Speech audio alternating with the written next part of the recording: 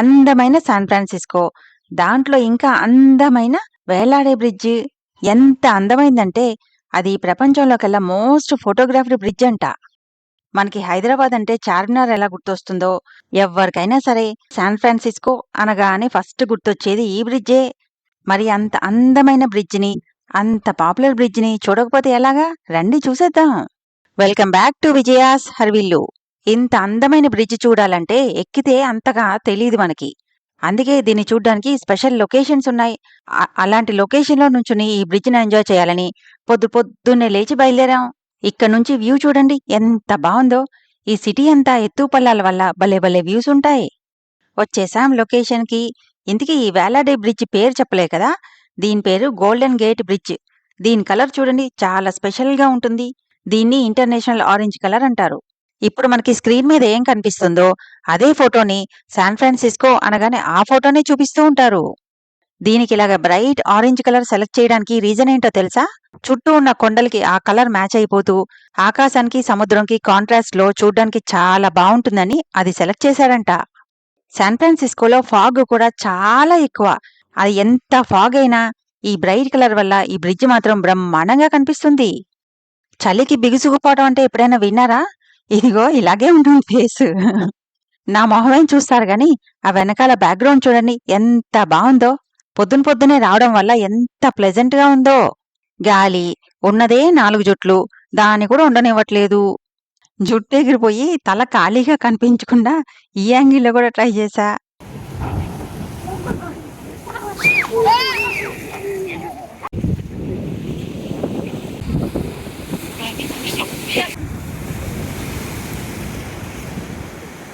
ఇక్కడ సేఫ్టీ కోసం railing దాటొద్దని board కూడా పెట్టారు. ఈ పక్షి కూడా రూల్స్ ఫాలో అయ్యి బుద్ధిగా కూర్చుంది చూడండి. ఈ మానవుడికి రూల్స్ అర్థం కాలేదో ఏమో, రైలింగ్ దాటి మరీ వెళ్ళిపోయారు చేపలు పెట్టుకోవడానికి. ఇక్కడ వచ్చే అలల వల్ల వాటర్ డ్రాప్స్ పడి తడిచి ముద్దయిపోతున్నాం. అయినా చూడండి ఇది ఉలుకు పలుకు లేకుండా కదలకుండా ఉంది. ఇందాక నా మొహం చలికి ఫ్రీజ్ అయినట్టు దీని కాలు ఫ్రీజ్ అయిపోయినాయో, లేకపోతే ఫెవికాల్లో కాలు పెట్టొచ్చిందా, అతుక్కుపోయింది. కాలు కదిలించకుండా అలాగే ఎంతసేపుందో. అప్పుడు చూసా ఈ రైలింగ్ దగ్గర్నుంచి. దీని టెక్స్చర్ చూసి చెక్కదా అని డౌట్ వచ్చింది. కాదు, ఐరన్దే. ఈ ఉప్పు నీళ్ళ వల్ల అలా అయిపోయింది. ఈ ఉప్పు నీళ్ళకి ఈ చైనే ఇలా ఉంటే మరి ఆ బ్రిడ్జ్ సంగతేంటి? ఇప్పుడుదా అప్పుడుదా, ఎప్పుడో 87 years బ్యాక్ కట్టారు. దానికి నీళ్లు డైరెక్ట్గా తగలకపోయినా ఈ ఉప్పుగాలి వల్ల తుప్పు పట్టకుండా దాన్ని పెయింటింగ్ వేస్తూ కాపాడుతూ ఉంటారు. పెయింటింగ్ వేయడం అంటే ఏదో 6 నెలలకి సంవత్సరానికి వేయడం కాదు. దానికి కంటిన్యూస్గా వేస్తూనే ఉంటారంట.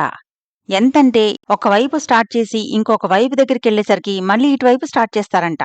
సో కంటిన్యూస్గా పెయింటింగ్ జరుగుతూనే ఉంటుందంట దానికి. ఆశ్చర్యంగా ఉంది కదా.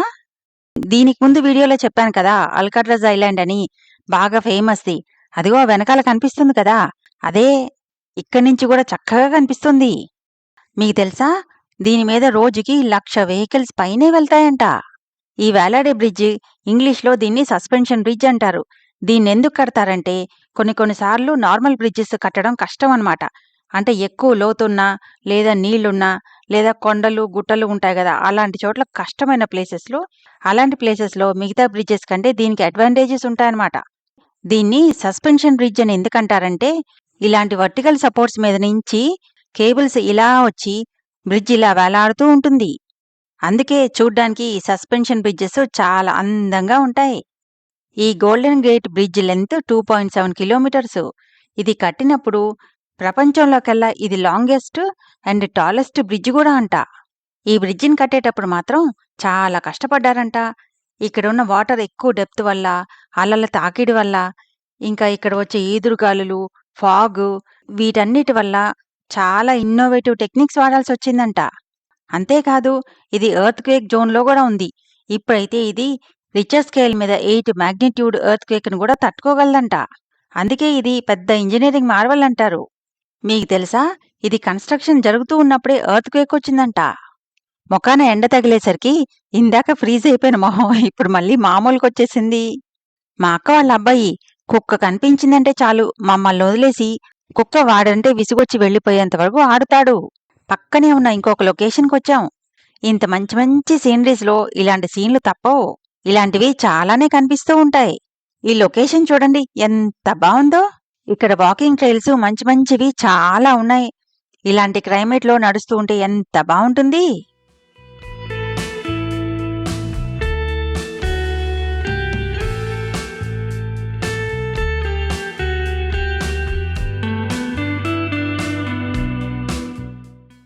ఈ గోల్డెన్ గేట్ బ్రిడ్జ్ వ్యూస్ చూడాలంటే ఇంకా మెట్లు దిగి కిందకి వెళ్ళాలి. నేనైతే ఇక్కడి నుంచి కనిపించే వ్యూస్ అన్నీ వీడియోస్ తీస్తూ ఉంటే, ఈ లోపల కిందకెళ్ళిన మా వాళ్ళు పైకొచ్చేశారు. వ్యూస్ ఏమీ ఎక్స్‌ట్రా లేవంట. ఇందాక చూసిన వ్యూసేనంట. అయితే ఫస్ట్ చూసిన దానికి ఇప్పటికి కార్ డ్రైవింగ్ అయితే 10 నిమిషాలు పట్టింది. అందుకే వ్యూస్ డిఫరెంట్‌గా ఉంటాయేమో అనుకున్నాం. చెట్లు మరీ పొడుగ్గా ఉన్నాయి కదా! ఇంకా కాసేపు సీనరీస్ ఎంజాయ్ చేసి మళ్ళీ పైకొచ్చేశాం. ఎక్కడ నీళ్లుంటాయో అక్కడ ఈ లవ్ లాక్స్ ఉంటాయి. వీటి గురించి ఇంతకుముందు వీడియోలో చెప్పాను కదా! అందుకే మళ్ళీ చెప్పట్లే. ఇప్పుడైతే మేము వేరే టూరిస్ట్ స్పాట్‌కి బయలుదేరాం. మళ్ళీ రాత్రికి మంచి వ్యూసు, లైట్స్‌తో బావుంటుందని మళ్ళీ వచ్చాం. ఈ వెళ్ళే దారిని, వ్యూస్‌ని ఎంజాయ్ చేస్తూ ఉండండి. ఈ బ్రిడ్జి గురించి కొన్ని ఇంట్రెస్టింగ్ ఫ్యాక్ట్స్ తెలుసుకున్నా. అవి చెప్తా మీకు. చాలా ఇంట్రెస్టింగ్‌గా ఉంటాయి. వేలాడే బ్రిడ్జ్ అన్నా కదా! అంటే ఉయ్యాలాగా ఊగాలి కదా! ఈ బ్రిడ్జి మన ఉయ్యాల్లాగా ఊగుతుంది. వర్టికల్‌గా అయితే 15 ఫీట్ ఊగుతుంది. అదే సైడ్‌కైతే 27 ఫీట్ ఊగుతుంది. అంటే ఆల్మోస్ట్ ఉయ్యాల్లాగా ఊగగలదు. అలాగని మనం కార్‌లో ఆ బ్రిడ్జి మీద ట్రావెల్ చేస్తుంటే ఉయ్యాల ఊగినట్టు ఊగదులే. ఏం భయపడక్కర్లేదు. ఇక్కడ ఈదురుగాలులెక్కువ కదా! అందుకనే ఆ కెపాసిటీకి డిజైన్ చేశారన్నమాట. కన్‌స్ట్రక్షన్ జరుగుతున్నప్పుడే ఎర్త్‌క్వేక్ వచ్చిందని చెప్పాను కదా! అప్పుడైతే 16 ఫీట్ ఊగిందంట. ఆ టైంలో వర్కర్స్ ఉంటారు గదా! వాళ్ళెంత భయపడుంటారో చూడండి. 16 అడుగులు అలా గాల్లో ఊగిందంటే. ఇంకోసారి ఏమైందో తెలుసా?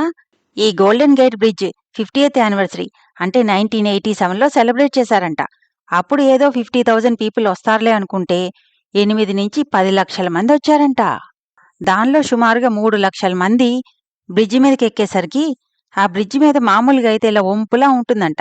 అది ఫ్లాట్ అయిపోయింది. అంతమందుండేసరికి బరువుకి. అప్పుడు 7 ఫీట్ కిందకెళ్ళిపోయింది బ్రిడ్జి. అది టెంపరరీయే. ఆ తర్వాత నార్మల్ అయిపోయింది. సో, అంత కెపాసిటీ కూడా డిజైన్ చేశారు.